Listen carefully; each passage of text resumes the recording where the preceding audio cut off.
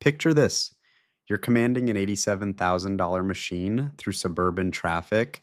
The cabin smells like success, new leather, that factory fresh scent. Your dashboard could pilot a spacecraft. And yeah, you tower over that Tesla next to you by a solid 6 inches. Feels good, right? Like you're ready to conquer anything. Here's the reality check. Your job is 100% indoor work. No lumber gets hauled, no trailers get towed. Your truck bed's greatest accomplishments this year: a Home Depot mulch bag, your daughter's bike, and bulk toilet paper from Costco. 3 items in 8 months. Meanwhile, your bank account is funding Ford's executive bonuses. I'm Nick, and today we're exposing the most expensive identity crisis in American history: the suburban truck phenomenon. We're calculating the true damage, not dealership fairy tales or locker room justifications. This is about what happens when you spend 6 figures trying to look like someone you're not, all while working a job where the heaviest lifting involves spreadsheets. Let's destroy some myths with actual mathematics. So, when did American masculinity become a subscription service? Seriously, at what point did we collectively agree that manhood requires 84 monthly installments? Somewhere around 2015, trucks stopped being work equipment and became psychological therapy on wheels. And the financial carnage is spectacular. Today's average pickup costs $62,000, and that's baseline, not loaded. Want the King Ranch edition? The Laramie Longhorn? Whatever marketing team decided Longhorn sounds rugged. You're dropping $75,000 to $95,000. Put that in perspective. Median American household income sits at $84,000 annually. You're financing transportation that costs more than a year of your family's combined earnings. That's not a purchase decision. That's financial performance art. The dealer straps you into their financing calculator and shows you $1,247 per month. Stretched across 84 months, it almost looks manageable. 84 months, 7 full years. You'll make truck payments longer than most Hollywood marriages survive. But that $1,247 is just the opening act in this financial horror show. Let's talk fuel economics, because this is where the math gets ugly fast. Your F-250 delivers roughly 15 miles per gallon if you're gentle with it. A Honda Accord, 35 miles per gallon without breaking a sweat. Average American drives 15,000 miles yearly. At $3.50 per gallon, your truck burns through $3,500 in fuel annually. The Sedan sips $1,500 worth. That's a $2,000 yearly gap, or $167 monthly just for sitting higher in traffic. You're literally burning $167 every month for elevated seating. That's your streaming services, gym membership, and coffee budget combined, vaporized for sightlines. Insurance is next. People claim trucks are cheaper to insure, and for basic liability, sure. But you're not insuring a contractor's beta. You're covering a $90,000 luxury asset. Totaled, Camry costs the bank $30,000. Your platinum truck, $90,000 replacement cost. That premium difference runs you an extra $70 monthly. Then we hit tyres. Those aggressive all-terrains you absolutely needed for grocery store parking lots. Full replacement runs $1,800. You'll need new rubber every 40,000 miles. Sedan tyres cost $600. Monthly amortization adds $75. Maintenance scales with size. More oil capacity, bigger brake rotors, everything supersized. That's another $100 monthly compared to normal vehicles. Registration fees love expensive vehicles. In states with value-based taxation, your $90,000 truck generates $800 to $1,200 in annual registration costs. Call it $80 monthly. Let's build the real number now. Base payment $1,247. Fuel premium $167. Insurance delta $70. Tire depreciation $75. Maintenance overhead $100. Registration $80. Your actual monthly truck cost $1,739. But wait, there's a plot twist that makes this catastrophically worse. You finance this at 7.2% interest because rates climbed, and your credit is decent but imperfect. Over 84 months, you're not paying $90,000. You're paying $104,748 total. That's $14,748 in pure interest. $14,000 handed to a bank for the privilege of borrowing money to buy something actively losing value. You basically paid for an entire used Civic in interest charges and got absolutely nothing physical for it. That money just evaporated into the financial ether. Now compare the alternative timeline. You bought a 3-year-old Toyota Camry for $28,000. Payment on a 48-month note, $480. Insurance, $110. Fuel, $125. Maintenance, $80. Registration, $40. Total monthly cost, $835. The difference between truck ownership and sedan sensibility, $904 monthly. Over 7 years, that $904 monthly gap totals $75,936. $75,000. That's the actual price tag for feeling like you could theoretically tow a boat you don't own to a lake you never visit. But here's where your soul should exit your body. We're not just talking about spending an extra $75,936. We're talking about the opportunity cost, the investment returns you sacrificed. Take that $904 monthly difference, invest it in a basic index fund, averaging 8% annual returns. After 7 years, you'd have $96,000. Not $96. $96,000 in actual wealth. You could buy the lake house, purchase the boat outright, fund your kids' college, retire 3 years earlier. Instead, you're trapped in traffic, burning premium fuel, making payments on something that lost $18,000 in value the instant you drove it off the lot. This isn't transportation. It's a financial anxiety generator with leather upholstery. The question isn't whether you can swing the monthly payment. The question is what that payment is stealing from your actual future, from the life you claim you're building. The truck doesn't just drain money, it warps your entire financial reality like gravity warps space-time. Every single decision for the next decade gets filtered through that $1,739 monthly obligation. First casualty, the home you can't buy. Mortgage lenders examine your debt-to-income ratio. They want total monthly debt under 43% of gross income. Earning $85,000 annually means $7,083 monthly gross income. That truck payment alone consumes 26% before you even mention a mortgage. Add existing student loans, credit cards, and insurance, and you're maxed out at 40% before housing enters the equation. Congratulations!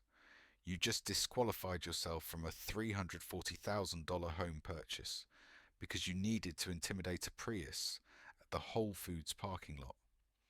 Then there's the vacation that never happens. Your friends plan Colorado, flights $400, Airbnb split $300, lift tickets $500, total $1,200. You check your account post-truck payment and see $680 until payday. You decline, blaming work deadlines. They go skiing. You stay home, washing your truck in the driveway, convincing yourself that detailing chrome is basically meditation. The emergency fund that never materializes is next. Financial advisors recommend 6 months of expenses saved. For you, that's $18,000.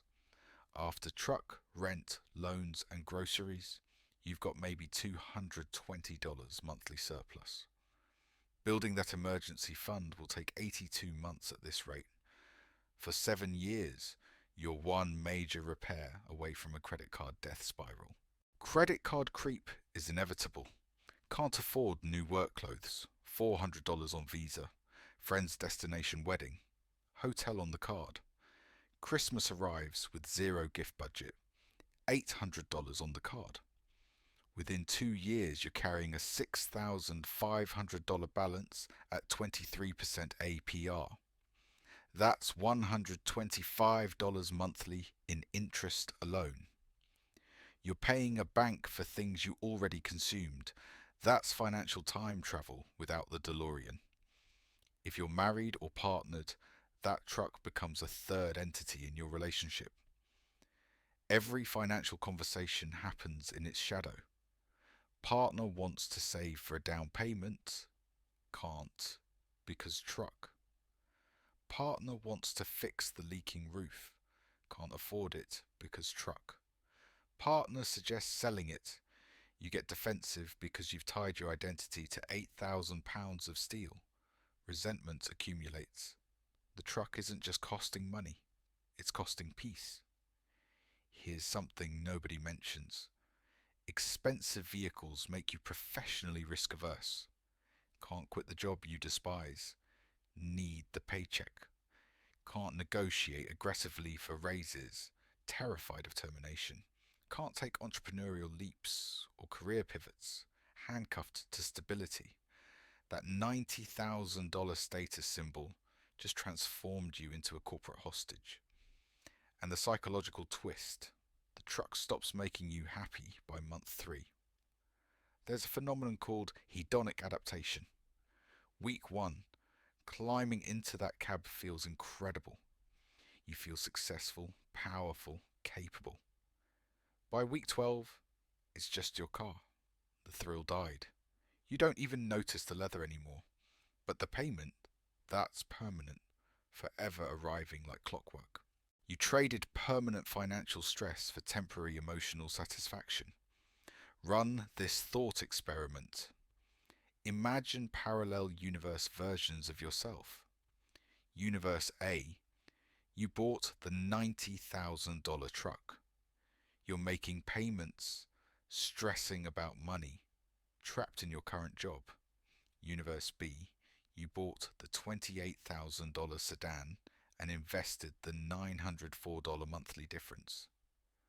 7 years later, Universe A, you owns a truck worth maybe $45,000 with zero savings. Universe B, you owns a car worth $12,000 but holds $96,000 in investments. Which version is actually winning? This is where some of you object. But I actually use my truck. I haul materials, I go off-roading, I tow my camper. Fine. If you're genuinely using those capabilities weekly, you're buying a tool. But be brutally honest with yourself. Most truck owners use the bed 6 times annually. You could rent a U-Haul for $30 each time. 6 rentals yearly for 7 years. $1,260 total. Versus the $75,000 premium you're paying for ownership. You're spending $75,000 to avoid $1,260 in rental fees. That's not practicality. That's pride with a financing contract. You're not buying utility. You're buying a costume, a persona, an identity you can finance over 84 months. The auto industry spent billions convincing American men that truck ownership equals masculinity. They've constructed an entire mythology. The commercials show trucks conquering mountains, towing boats, covered in mud. Reality? A guy in business casual, alone in traffic, listening to productivity podcasts while making payments that demolish his net worth. Dealerships are complicit. They don't care about your affordability. They care about your pulse and your credit score. They run numbers. At 84 months, we can get you to $1,247 monthly. Work for you? You think, I make $7,000 monthly, so yeah. You're not considering insurance, fuel, tyres, registration, or the fact that you just locked up 25% of gross income for 7 years. This is where I should reveal the hack, the loophole, the way to have both the truck and financial security. There isn't one. The mathematics don't lie. That truck is a luxury item masquerading as necessity, costing you $80,000 to $120,000 more than sensible alternatives over the payment period. The only winning move is refusing to play. Not motivational poster nonsense. Literal opting out of the trucker's identity industrial complex. Here's what that actually looks like. Walk into a dealership seeking the most boring, reliable sedan available. Honda Accord, Toyota Camry, maybe Mazda 3 if you want to feel 2% less dead inside. Buy it used, 3 years old. Cash if possible. If financing, 36 months maximum, not 84. Your payment, $420 monthly instead of $1,247. You just reclaimed $827 monthly. What do you do with it? Could you invest all $827? Sure. Should you? Probably not, because you're human and require dopamine. Balanced approach. Invest 60%. That's $500 monthly, yielding $64,000 in 7 years. Spend 40%, $327 monthly, on things that genuinely improve your life. Take the vacation. Buy the quality dinner. Upgrade your mattress. You spend 1/3 of life on it. The difference, these purchases don't arrive with 7-year anchors attached to your ankle. When your buddy arrives in his new Tundra and comments on your cute little car, you smile. Because you know his reality. $1,739 monthly payment, negative net worth. 1 repair from financial collapse. 0 vacation budget, can't afford to quit his job. Your reality. $835 total transportation cost, $64,000 in investments after 7 years, fully loaded emergency fund, annual trips he only talks about, career options and freedom. In 5 years, you'll have options. He'll have a payment book and regret. Let's murder some myths. Trucks hold value better. Yes, percentage-wise, they depreciate slower. Trucks lose 40% in 5 years versus sedans at 55%. But you're starting from different baselines. Truck. 40% of $90,000 equals $36,000 lost. Sedan. 55% of $28,000 equals $15,400 lost. You still lost more absolute dollars on the truck. Percentage depreciation is meaningless when your actual losses double. But I might need it someday. You might need lots of things. A motorcycle for lane splitting. A minivan if you have 4 kids. A sports car if you take up track racing. We don't buy vehicles for 2% probability scenarios. We buy based on what we do 95% of the time. And 95% of the time, you're commuting alone on paved roads. Ask yourself this. Am I buying this truck because I need it, or because I want to feel a certain way? If it's the second, fine. Just be honest. Say, I'm spending an extra $75,000 over 7 years to feel like the kind of person who owns a truck. Own it, but don't deceive yourself by calling it practical.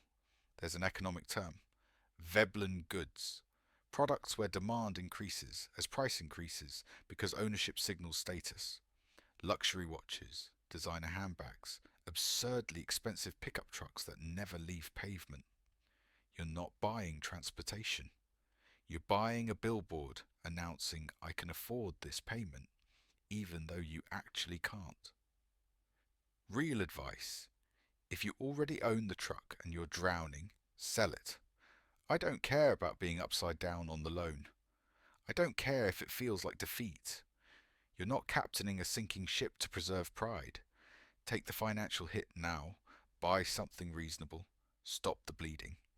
Yes, you'll lose money on the sale, but less than continuing payments for 5 more years. If you don't own the truck yet, but you're considering it, don't. Just don't. Test drive the boring sedan. It's comfortable, quiet, gets you to work. And when you're sitting in traffic, you won't be calculating whether you can afford your own vehicle. The auto industry weaponized your insecurity and converted it into monthly payments. The only victory is seeing through it.